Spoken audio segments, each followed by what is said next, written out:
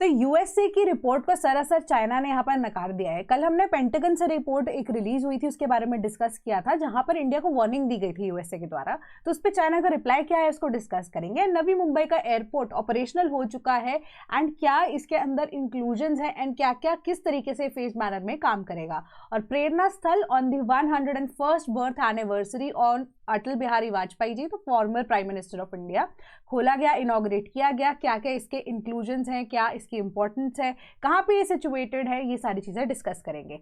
So welcome to Sleepy Classes. 26 दिसंबर 2025 के current affairs को डिस्कस करेंगे द हिंदू से ही, and related multiple choice questions को भी डिस्कस करेंगे। तो पहली न्यूज आती है आपकी with respect to Trump backed candidate wins Honduras presidency.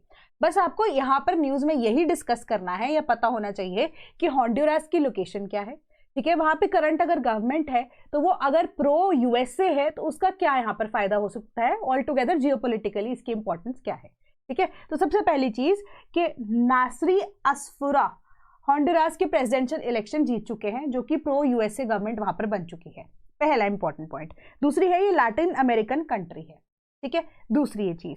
तीसरी, Chile chose the far right politician Jose Antonio Kast as its next president, ठीक है। अगेन यहाँ पर यूएसए की फायदे की ही बात की जा रही है, दैट्स इट। आपको इस न्यूज के अंदर और एक्स्ट्रा कुछ नहीं पढ़ना है, तो क्वेश्चन के थ्रू मैं आपको चीजें यहाँ पर समझाने की कोशिश करूंगी। क्वेश्चन क्या है, which among the following nations does not border Honduras? Costa Rica, El Salvador, Guatemala और निकारागुआ। तो the correct answer is option number A, Costa Rica, ठीक है। तो समझते हैं, ये आपको करेबियन नेशंस यहाँ पर नजर आ रहे होंगे। This is the Atlantic ocean, ठीक है, ये गल्फ ऑफ मैक्सिको है एंड दिस इज हॉन्डुरास। अब इलीगल इमिग्रेशन वाला पॉइंट है, पासेज जो है वो यहीं से जाता था, पहली चीज। दूसरी चीज ये प्रॉब्लम आ रही है डायरेक्टली सारी की सारी करेबियन सी को लेकर, करेबियन के अंदर यहाँ पर आप कह सकते हो अपने दबदबे को दिखाने के लिए। अब हमने कल एक न्यूज को डिस्कस किया था इन कॉन्टेक्स्ट ऑफ सीरिया, जहां पर मैंने आपको स्पेसिफिकली ये बताया था कि सीरिया का बॉर्डर जो है वो करेबियन सी के साथ लगता है, जहां पर अब रशिया के साथ उनकी मिलिट्री की कोऑर्डिनेशन की बात चल रही है, मिलिट्री कोऑपरेशन एंड रिलेशंस को डेवलप करने की बात की जा रही है आफ्टर अल असाद फैमिली फ्लिट, ठीक है।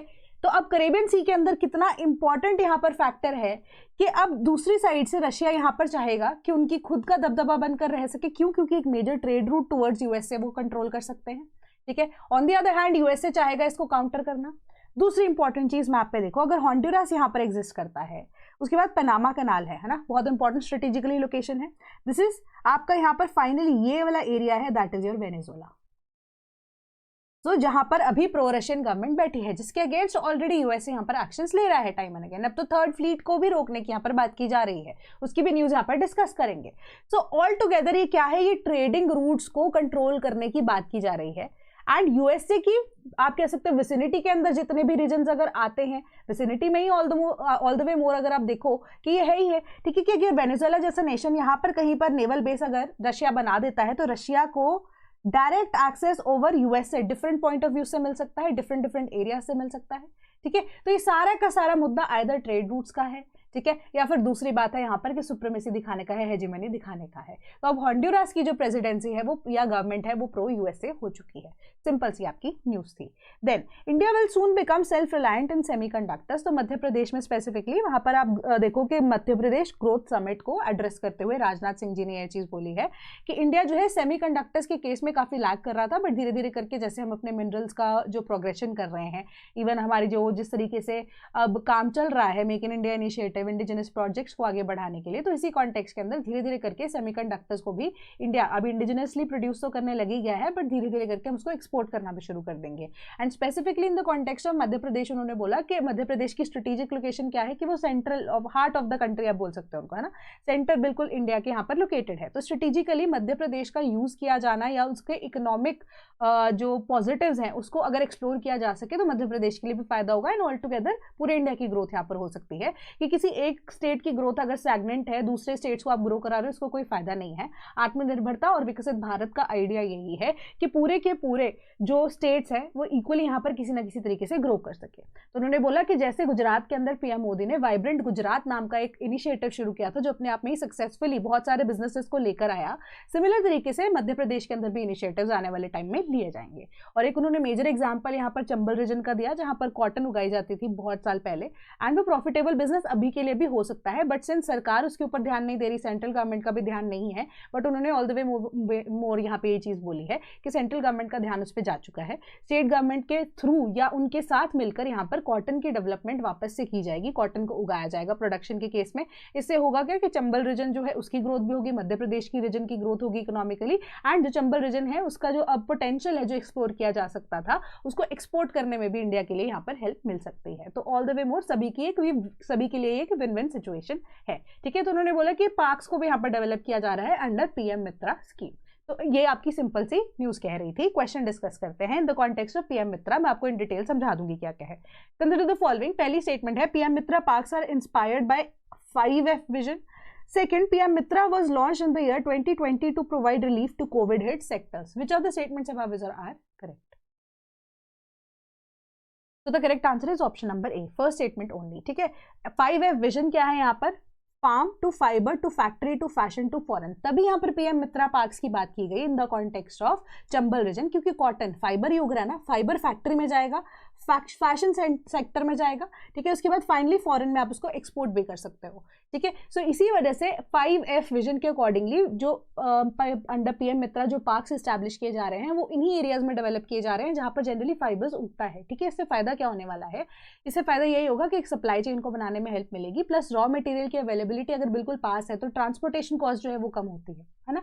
ऑल्दो यहाँ पर कनेक्टिविटी, लास्ट माइल कनेक्टिविटी की बात सरकार करती जरूर है, बट फाइबर से लेकर आप कह सकते हो एक सप्लाई चेन को एस्टैब्लिश करना टिल द फॉरेन मार्केट्स, वो एक टास्क है सरकार का, है ना। तो उसके ऊपर कंप्लीशन यहाँ पर कर रही है। तो इसी के कॉन्टेक्स्ट में अगर आप देखो तो पीएम मित्रा स्कीम जो है आपकी जो बजट है 2021-22 के अंदर अब प्रपोज किया गया था, finally in the year of 2023 इसके ऊपर काम शुरू किया गया था, ठीक है। तो ये आपकी सिंपल सा आंसर है पीएम मित्रा स्कीम को लेकर।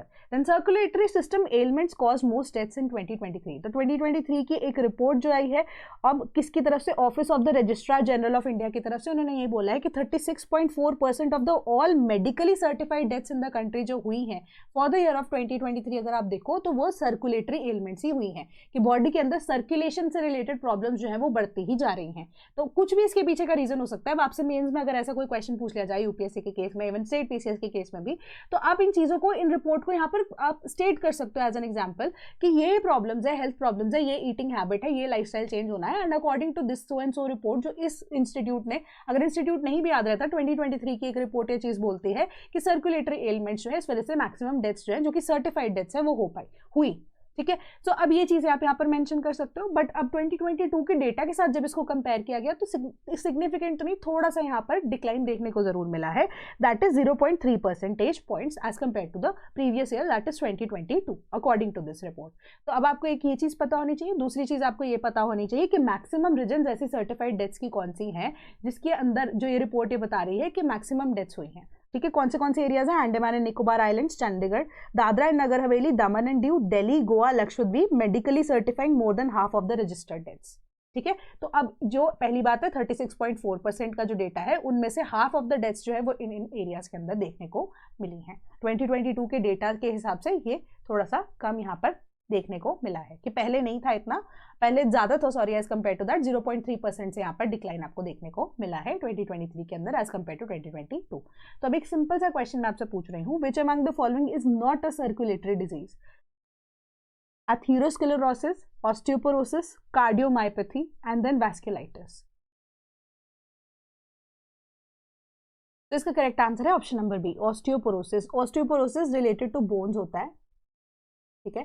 बोन से रिलेटेड ये डिजीज होती है जिसके अंदर आपके जो बॉडी में जो बोन डेंसिटी, जैसे डॉक्टर बोलता है ना कि आपकी कम होती जा रही है, तो ये रिकॉग्नाइजेबल भी नहीं होती, इजीली जल्दी पता भी नहीं लगता आपको, ठीक है। तो आपकी बोन डेंसिटी जैसे जैसे लूज करती रहती है तो इस तरीके से आपको क्या हो रहा है कि आपकी बोन्स के अंदर प्रॉब्लम, वीकनेस होनी शुरू हो जाती है, आपका स्केलेटल सिस्टम जो है वो कमजोर होना शुरू हो जाता है, तो उसको ऑस्टियोपोरोसिस बोलते हैं। वैस्कुलाइटिस कि जब आपकी वेन्स की इन्फ्लेमेशन, ठीक है, होना शुरू हो जाती है इन्फेक्शन की वजह से या किसी भी XYZ रीजन की वजह से, तो वो इन्फ्लेमेशन की वजह से आपकी जो कैपिलरीज है, आपकी वेन्स है, आपकी आर्टरीज है, उसके अंदर सर्कुलेशन से रिलेटेड प्रॉब्लम आती है। Then cardiomyopathy is the group of conditions, ठीक है, जो कि आपके हार्ट मसल को वीक करती है। कईयों की बाय बर्थ भी होती है, ठीक है। कईयों के केस में अगर आप देखो कि कार्डियोमायोपैथी के केस में विद द एज ऑल्सो जो हार्ट मसल्स है ना वो कमजोर होती रहती है, जिस वजह से हार्ट पंप नहीं कर पाता है प्रॉपर ब्लड, ठीक है। तो इस वजह से कार्डियोमायोपैथी भी सर्कुलेटरी डिजीज में आती है। है। देन एथेरोस्क्लेरोसिस का मतलब है कि जब आपकी जो वेन्स हैं, आपकी आर्टरीज है, उसके आसपास प्लाक जमना शुरू हो जाता है। ठीक है, प्लाक क्या होता है कि जैसे हम स्टेंटिंग करते हैं ना, जब स्टेंट डलता है किसी के, तो वो प्लाक को ही रिमूव करके साइड वाली वॉल्स से चिपका दिया जाता है। तो बेसिकली आपकी वेन्स हैं, ठीक है, आप ये आर्टरी है, वेन है, कि जनरली उसके अंदर प्लाक की डिपोजिशन हो जाती है। जनरली कॉम्पोनेंट्स होता है कैल्शियम का, मेजर कॉन्टेक्स्ट में कैल्शियम ही होता है। ठीक है, तो अब क्या होता है, स्टेंट क्या होता है कि एक ऐसा इंस्ट्रूमेंट होता है जो इस प्लाक को बिल्कुल वॉल्स के साथ चिपका देता है। इस वजह से क्या होता है कि जो प्लाक है ये हटता नहीं है, बट ये सप्रेस हो जाता है, एंड एज अ रिजल्ट आपकी जो स्टेंटिंग की वजह से आसपास आप देखोगे, अगर किसी की आपने ईसीजी भी चेक किया होगी या कभी कुछ भी चेक किया होगा, ईसीजी तो क्या ही, सॉरी, ठीक है, जब आपने कोई भी ऐसे हार्ट रिलेटेड कुछ ऐसे इंस्ट्रूमेंट, IVVUS बोलते हैं वैसे उसको, IVUUS बोलते हैं, अगर वो चेक किया होगा तो वो स्टेंट जो है आपको यहाँ पर रिंग्स की तरह नजर आता है, जो कि प्लाक को साइड पे चिपका देता है बॉल्स के साथ, एंड जो आर्टरी या वेन है उसको खोल देता है ताकि ब्लड की सप्लाई जो है वो प्रॉपर तरीके से हो सके। ठीक है, तो ये सिंपल सा आपका क्वेश्चन था। Then constitution of India release in Santhali language, Santhali language में इसको पब्लिश किया गया है, एंड लोकल लैंग्वेज जो है या एक तरह से कह सकते हो जो बोली जाती है झारखंड के अंदर mainly, Odisha, West Bengal and Bihar के अंदर। तो प्रेसिडेंट ने इसको इनॉग्रेट किया है कि ओल्ड चिक्की लैंग्वेज, संथली को ओल्ड चिक्की स्क्रिप्ट बोलते हैं कि जिसके अंदर इसको लिखा जाता है। ठीक है, तो वाइस प्रेसिडेंट वहां पर प्रेसिडेंट थे, यूनियन मिनिस्टर जो राम मेघवाल वहां पर वो भी प्रेजेंट थे। तो इसको एक तरह से पब्लिश उस टाइम पे किया गया कि लोकल लैंग्वेज जो है उसके अंदर इसको पढ़ा जा सकता है। तो क्वेश्चन इसी से रिलेटेड PIB के आर्टिकल के अंदर जो एक्स्ट्रा इन्फॉर्मेशन थी उसके बेसिस पे पूछ रही हूँ। पहली स्टेटमेंट कह रही है Santhali language was included in the 8th schedule related to your languages, that is official languages of the constitution through the 92nd amendment act of 2003. Second statement कह रही है old Chikki script was developed by Pandit Raghunath Murmu in 1925. Which of the statements above is or are correct? इसका correct answer है option number सी। ये आपको additional information देनी थी, इस वजह से इन्फॉर्मेशन को एज अ क्वेश्चन ऐड कर दिया गया है। तो ये PIB का आर्टिकल यही कह रहा है कि Ol Chiki script developed by Pandit Raghunath Murmu in 1925, and इसको इंक्लूड किया गया था 8th शेड्यूल में 92nd constitutional amendment act of 2003 के द्वारा। ठीक है, as one of the most ancient living languages of India, spoken by a significant number of tribal people in Jharkhand, Odisha, West Bengal and Bihar. Answer is option number C. Then US military ordered to focus on quarantine of Venezuela oil official। तो अभी पता क्या आ रहा है कि USA की जो stance है ना वो चेंज हो रहा है। Stance change as in the sense कि वो ये नहीं चाह रहे कि वेनेजुएला की जो गवर्नमेंट है वो गिर जाए, या मतलब इस तरीके से कि किसी तरीके से मिलिट्री एक्शन जो है वो नहीं लेना चाह रहे हैं। उनका मतलब यही है कि जो भी ऑयल वेसल जा रही है ना वेनेजुएला के थ्रू, क्रूड ऑयल, क्योंकि वेनेजुएला के अंदर क्रूड ऑयल बहुत ज़्यादा है, and government like USA, even Russia, China या बाकी सारी गवर्नमेंट जो है वो क्या चाहती है कि उनको रिसोर्सेज मिले, क्योंकि USA मेजरली अपने रिसोर्सेज को तो यूज नहीं करता। ठीक है, जो उनकी पॉलिसी शुरू से ही रही है। तो जो भी अब रिसोर्स रिच एरियाज है उसके ऊपर वो अपनी क्या करती है, हेजीमनी, अपना डिप्लोमेटिक टाइज के थ्रू या वेरियस अदर मीन्स के थ्रू वो उन्हीं की रिसोर्सेज को यूज करने की कोशिश करती है। तो वेनेजुएला के कॉन्टेक्स्ट में एक तो पहली चीज है कि प्रो रशियन गवर्नमेंट वहां पर एग्जिस्ट करती है। दूसरी चीज, उनके पास ऑयल बहुत ज्यादा है। सैंक्शंस लगाए जाने के बाद भी वेनेजुएला के ऊपर कोई फर्क नहीं पड़ता है उनको। ठीक है, क्योंकि उनके पास ऑयल इतनी ज्यादा मात्रा में है कि वो एक्सपोर्ट कर सकते हैं दुनिया में अच्छा खासा, और कमा भी सकते हैं और कमा रहे भी हैं। ठीक है, तो ऑयल की जितने भी, पहले तो 2 कंटेनर्स को यहाँ पे 2 वेसल्स को रोका था, तीसरे वेसल को भी रोकने की यहाँ पर बात की जा रही है, दैट इज बेला 1 को भी रोका जाएगा। तो USA ने एक बहुत अच्छा आइडिया यहाँ पर ढूंढा, उन्होंने बोला कि हम मिलिटरीली लैंड के ऊपर कोई भी किसी भी तरह का अटैक नहीं करने वाले, अब हम सिर्फ फोकस हमारा यही है कि क्वारंटीन करेंगे वेनेजुएलन ऑयल को। ठीक है, कि उस ऑयल को जो कि शिपमेंट निकली है उसको हम पहुंचने ही नहीं देंगे उसकी डिजायर्ड रीजन के अंदर, कि हम उसको पहले ही रोक लेंगे। कि हम, ये स्मार्ट मूव है। एंड वी ऑल्सो रेकमेंड कि जो मदुरो हैं, जो कि करंट वहाँ पर रिप्रेजेंटेटिव है वेनेजुएला, कि वो भी अपनी कंट्री को छोड़कर चले जाएं, तख्ता इतना छोड़ दें, अपनी जो कुर्सी है उसे छोड़ दें। तो उनके लिए एक स्मार्ट मूव अगेन होगा कि हम तो अपना स्मार्ट मूव कर रहे हैं, अब अपना स्मार्ट मूव तभी आपका यही होगा कि आप छोड़ दें। ठीक है, कि blooding is not an idea, blood shedding जो है बिल्कुल सही तरीका तो नहीं होगा USA की तरफ से, कि हम लैंड के ऊपर अटैक नहीं करेंगे, बट अब हम वेसल्स जो भी अब वेनेजुएला से जाएंगे उसको हम रोकना शुरू कर देंगे एट अ ग्रेटर पेस। ठीक है, तो ये सिंपल सी ये न्यूज थी। Then China flays Pentagon report alleging bid to weaken US-India ties। तो उन्होंने ये बोला कि इंडिया और USA की टाइज अच्छी नहीं है इस टाइम पे, एंड USA अच्छा बनने की कोशिश कर रहा है इंडिया के सामने, एंड जो भी एलिगेशन इंडिया के USA के द्वारा चाइना के ऊपर लगाए गए बेस्ड ऑन दिस रिपोर्ट, कि हम यानी कि चाइना डबल फेस पिक्चर यहाँ पर रख के एक तरफ पाकिस्तान को सपोर्ट कर रहा है, एक तरफ इंडिया को सपोर्ट कर रहा है, ऐसा कुछ भी नहीं है। कि हमारे जो डिप्लोमेटिक टाइज है with India they are going on really well. कि हमारे जो रिलेशंस हैं, आप LAC वाली लाइन ऑफ एक्चुअल कंट्रोल की यहाँ पर बात कर रहे हैं, उसका मुद्दा आप बार बार उठा रहे हैं कि दिस डज नॉट एग्जिस्ट, कि हम बायलेटरली इसको इजीली सॉल्व कर रहे हैं। एंड USA अपनी सुप्रीमेसी को दिखाने के लिए यहाँ पर डिवाइड एंड रूल पॉलिसी वाला काम कर रहा है। ठीक है, कि जो China at the face on the face of it यहाँ पर नजर आ रहा है, उसी तरीके से we are operating with it. Rest हमारी डिप्लोमेटिक टाइज है कि किसी भी तरह की जो रिपोर्ट ऐसे पब्लिश की गई है ये बेबुनियाद है। ठीक है, देन ये आपकी न्यूज थी। Navi Mumbai international airport starts operation. तो अब ये जो नवी मुंबई वाला एयरपोर्ट है वो मेजर मुंबई वाले एयरपोर्ट से जो पैसेंजर्स है उसका उनका वर्कलोड है उसको कम करने के लिए यहाँ पर खोला गया है। अदानी ग्रुप के द्वारा डेवलप किया गया था। इसकी पहली फ्लाइट जो है वो 25 को, कल को ही अगर आप देखो कि वो हुई है। इंडिगो की शायद पहली फ्लाइट थी, and along with that of air India अगर आप बात करो, and Akasa air, star air. ठीक है, तो ये फ्लाइट्स जो है यहाँ से ऑपरेशनल हो गई हैं। तो अभी इसको फर्स्ट फेज इसको ओपन या इनॉग्रेट किया गया है।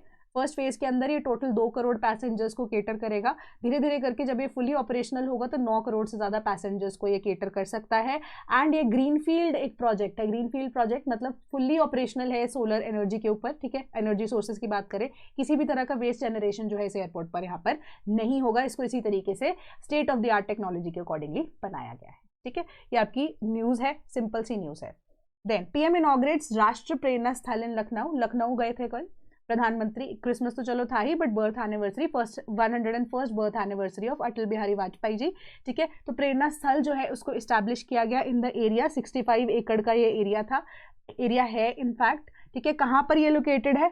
Spread over the banks, over के close to the banks of Gomti river on Hardoi road. And Rashtra Prerna Sthal जो कि डेडिकेट किया गया है टू अटल बिहारी वाजपेयी जी। गोमती रिवर के बैंक के पास यहाँ पर इसको बनाया गया है। ठीक है, तो अब रिप्रेजेंटेशन तो एक तरह से है ही है कि मूर्ति उनकी 3 या 4 जगह वहां पर लगी गई है। Along with that Deendayal Upadhyay ji, ठीक है, एंड श्यामा प्रसाद मुखर्जी, इनकी भी जो मूर्तियां हैं उनको भी यहाँ पर आप एक तरह से डेडिकेटेड की गई है। ये जो प्रेरणा स्थल की जब हम ऑल टुगेदर बात करते हैं, तो उन्होंने यहाँ पर बताया कि अब सिंस अब राष्ट्र जो अटल बिहारी वाजपेयी जी हैं उनकी बर्थ एनिवर्सरी को हम गुड गवर्नेंस डे की तरह भी सेलिब्रेट करते हैं इंडिया के अंदर, कि उनकी गवर्नेंस के थ्रू या उनके आइडियाज ऑफ गवर्नेंस जो है प्रधानमंत्री मोदी जी ने ये चीज़ बोली है कि उनकी जो गुड गवर्नेंस के आइडियाज है that is the further ideology of you can say BJP और the ruling party currently in the centre, कि उन्हीं के जो आइडियोलॉजीज है उसके बेसिस पे हम काम करते जा रहे हैं। एंड किस तरीके से हम गवर्नेंस को और बेटर कर सकते हैं, we are focusing on that. ठीक है, डिटेल में काफी कुछ दिया गया है, बट इतना ज्यादा यहाँ पर कुछ पढ़ने की जरूरत नहीं है। हाँ, प्लस उन्होंने आर्टिकल 370 के बारे में यहाँ पर ये बोला कि एब्रोगेशन जो है की गई, रिमूवल किया गया article 370 of the constitution of India का। ठीक है, तो उसके अकॉर्डिंगली कश्मीर जो है उसको प्रॉपरली इंडिया का यहाँ पर पार्ट बनाया गया, उनका स्पेशल स्टेटस हटा दिया गया। एंड ये एक लॉन्ग टर्म इच्छा और ख्वाहिश थी किसकी? यहाँ पर डॉक्टर मुखर्जी की। ठीक है, तो उनकी बेसिस पे, उनकी आइडियोलॉजी के बेसिस पे उनको वो फुलफिल कर पाए, तो उसके लिए they are proud of themselves. ठीक है, तो India exporters can help New Zealand cut China dependence, GTRI की रिपोर्ट है। तो GTRI ने ये बताया कि लास्ट ईयर जो अब पहले तो बात कि टोटल जो इम्पोर्ट न्यूजीलैंड ने किया है पूरा का पूरा, not only from China, total जो इम्पोर्ट किया है दैट इज अराउंड $50 बिलियन। उस $50 बिलियन में से $10 बिलियन का जो इम्पोर्ट उन्होंने किया है दैट इज सोनली फ्रॉम चाइना। ठीक है, आप कह सकते हो कि अब वो आप 20% के आसपास आप लगा लो कि जो इम्पोर्ट है वो न्यूजीलैंड का वो चाइना से आता है। तो अब न्यूजीलैंड भी इतनी ज़्यादा dependency on a single country नहीं करना चाहता, कोई भी कंट्री इस टाइम पे वो चीज़ पॉसिबल नहीं करना चाहती। उसके पीछे का रीज़न यही है कि अब एक ही कंट्री के ऊपर डिपेंडेंस जब हो जाती है ना, उस कंट्री के साथ रिलेशंस खराब होते हैं, similar to the context of rare earth elements जो कि US और चाइना के बीच में हुआ। तो वो चाहते हैं कि वो अल्टरनेटिव्स अगेन ढूंढना, तो वो अल्टरनेटिव उनको इंडिया यहाँ पर प्रोवाइड कर सकता है। ठीक है, तो अब उन्होंने इम्पोर्ट ज़्यादा किया है न्यूजीलैंड ने, अराउंड $50 बिलियन, जिसमें से उन्होंने एक्सपोर्ट कितना किया है? 711 मिलियन। ठीक है, एंड स्पेसिफिकली इंडिया के कॉन्टेक्स्ट में। ठीक है, अब चाइना से उन्होंने 10 बिलियन का किया, इंडिया के कॉन्टेक्स्ट में $711 मिलियन जो है उन्होंने इंपोर्ट के लिए यहाँ पर अप्लाई किया। अब सिंस हमारा फ्री ट्रेड एग्रीमेंट न्यूजीलैंड के साथ हो चुका है, तो we'll have better relations, better access to their imports. ठीक है, या एक्सपोर्ट इंडिया बेटर कर सकता है, better reach to their market, है ना। तो एक तरह से ऑल्टरनेटिव या ये न्यूजीलैंड जो है उनके साथ हमारा फ्री ट्रेड एग्रीमेंट हमें और ज़्यादा अपॉर्चुनिटी इंडिया के लिए प्रोवाइड कर सकता है। On the other hand New Zealand के लिए भी एक विन विन सिचुएशन है। ठीक है, कि वो भी अब एक ऑल्टरनेटिव को ढूंढते हुए कोई और तरीके से, बेटर तरीके से जो सप्लाई है चाहते हैं अगर वो पॉसिबल हो वो कर सकते हैं या ले सकते हैं या भेज भी सकते हैं, क्योंकि एक जो इम्पोर्ट ड्यूटी है वो अब नहीं देनी पड़ेगी या एक्सपोर्ट ड्यूटी जो है वो नहीं देनी पड़ेगी फ्री ट्रेड एग्रीमेंट की वजह से। Then Indian army relaxes social media policy allows passive participation. तो 2020 के अंदर आप देखोगे कि जो चाइना के साथ हमारा मुद्दा चल रहा था उसके बाद आप देखो कि साइबर सिक्योरिटी ऑल्सो इंडिया की वो क्वेश्चन में आ गई थी। तो जितने भी आर्मी पर्सोनल्स हैं, जितने भी डिफेंस से रिलेटेड लोग हैं, उन सबको यही बोला गया था कि आप अपने सोशल मीडिया अकाउंट्स जो हैं वो डिलीट करेंगे, इंक्लूडिंग 59 ऐसी एप्लीकेशन जो कि चाइना के द्वारा ऑपरेटेड थी आइदर, ठीक है, या उनका स्टेक होल्डर जो है मेजरली अगर चाइना थे, ठीक है, तो उनको अब हटा दिया गया था। तो किसी भी तरह से सोशल मीडिया जो है वो अलाउ नहीं की गई थी इन पर्सोनल्स को। तो अब थोड़ा सा यहाँ पर रिलीफ देखने को मिल रहा है कि अब जो अकाउंट वो बनाए जा सकते हैं, लिंक्डइन यूज किया जा सकता है only for resume purposes. Social media के कॉन्टेक्स्ट में अगर बात की जाए तो इंस्टाग्राम को थोड़ा बहुत यूज करना अलाउ किया गया है, ट्विटर भी थोड़ा बहुत यूज किया जा सकता है, बट यहाँ पर कमेंटिंग जो है, लाइक करना पोस्ट या कोई भी तरह की सेंसिटिव इन्फॉर्मेशन शेयर करना अलाउड नहीं होगा। Just for scrolling purpose and just for entertainment purposes इसको अलाउ किया गया है, ठीक है। सिंपल सी न्यूज थी। Then FSSAI bars food item food firms from terminating herbal infusions tea. तो अब ना न्यूज़ जो है काफ़ी बार यही चीज़ फैलती जा रही है कि आपकी स्पेशलाइज्ड हर्बल टी है, बट उसके अंदर टी की जगह कोई और इंग्रेडिएंट यूज़ किया जाता है। तो FSSAI ने बोला है कि फाइनल वार्निंग दी है कंपनीज को कि आप किसी भी कंपोनेंट को जो बेच रहे हो in the name of tea, उसके अंदर specifically the component of camellia sinensis plant, जिसको हम टी प्लांट बोलते हैं, ठीक है, वो होना ज़रूरी है, ठीक है। अगर वो नहीं प्रेजेंट है एंड आप फिर किसी चीज़ को हर्बल टी बोल के बेच रहे हो तो आपके ऊपर फर्दर जो है लीगल इम्प्लीकेशंस हो सकते हैं, ठीक है। तो एक फाइनल वार्निंग उन्होंने दी है। Then national intelligence grid link to NPR with details of 119 crore residents government. तो अब हम बात कर रहे हैं नेट ग्रिड की। नेट ग्रिड जो है इनिशियली मैंने आपको बताया मुंबई अटैक्स के बाद इसका आइडिया फॉर्मुलेट किया गया था, बट बनते बनते इसको बहुत टाइम लग गया, धीरे धीरे कोविड आ गया, 2022-23 के अंदर ये ऑपरेशनल हुआ। लास्ट हमने जब डिस्कस किया था कुछ के लेक्चर्स के अंदर, तो अब इनिशियली क्या था, ये सिर्फ इंटेलिजेंस एजेंसीज के लिए था, बट अब ये पुलिस स्टेशन में भी अवेलेबल करा दिया गया है। तो अब क्या है कि सेंसस 2027 में कंडक्ट होने हैं, वहां पर हमने जब ये चीज़ को डिस्कस किया था ये भी बोला गया था कि NPR को के लिए भी सेपरेट बजट जो है वो यहाँ पर एलोकेट नहीं किया गया सेंट्रल गवर्नमेंट के द्वारा, सिर्फ और सिर्फ सेंसस के लिए जो बजट है वो एलोकेट किया गया है। तो ये NPR का डेटा जो है वो नेट ग्रिड के थ्रू इजीली एक्सेसिबल होगा, क्योंकि कोविड के टाइम पे भी जो इन्फॉर्मेशन अवेलेबल है या धीरे धीरे करके एक तरह से क्यूमुलेटिवली अगर आप देखो कि एट द बैक एंड जो इन्फॉर्मेशन रिलेटेड टू फैमिलीज इस पे गैदर की गई थी टाइम एंड अगेन, एंड उसी के बेसिस पे आप देख सकते हो कि जो भी information related to a family and जो सेंसस के साथ है या NPR का डेटा जो है अगर आप कोलैबोरेट करना चाहते हो वहां से आप इजीली एक्सेस कर सकते हो। एजेंसीज को ये चीज़ बोली गई है एंड स्टेट गवर्नमेंट को बोला गया कि लिबरली इसको आप यूज कीजिए। Then 15 foot statue of Vajpayee inaugurated in Amaravati, ठीक है। तो गुड गवर्नेंस डे, अब उनको भी आप कह सकते हो स्टैचू जो है उसको भी इनॉग्रेट किया गया, ठीक है। स्पेशल कमेमोरेटिव पोस्टल स्टैम्प को भी वाजपेयी जी की रिलीज किया गया ऑन द प्रोग्राम और organise on the part of good governance day celebrations, ठीक है। तो अब जो साइट जहां पर स्टैचू इरेक्टेड किया गया है डेवलप किया जाएगा अटल बिहारी वाजपेयी स्मृति वनम, ठीक है। तो इसी तरीके से इसको डेवलप भी किया जाएगा। देन 2026-2027 के batches for UPSC are live now. तो कोई भी अगर आपको रिलेटेड टू किसी भी तरह के बैच, इवन फॉर UPPCS 2026 कोई भी अगर इंक्वायरी करनी है तो आप हमारे टोल फ्री नंबर 1800-890-3043 पे कांटेक्ट कर सकते हैं, या sleepy.class@gmail.com पे हमें ईमेल भी कर सकते हैं। हमारी वेबसाइट www.sleepyclasses.com पे हमें जाकर बैचेस को रीच आउट भी कर सकते हो, चेकआउट भी कर सकते हो। तो कोई भी डाउट होता है तो कॉमेंट सेक्शन बता सकते हो आप, एंड उसके अलावा टेलीग्राम ग्रुप तो आपके पास अवेलेबल रहता ही है। So that is all from my side today. Thank you so much.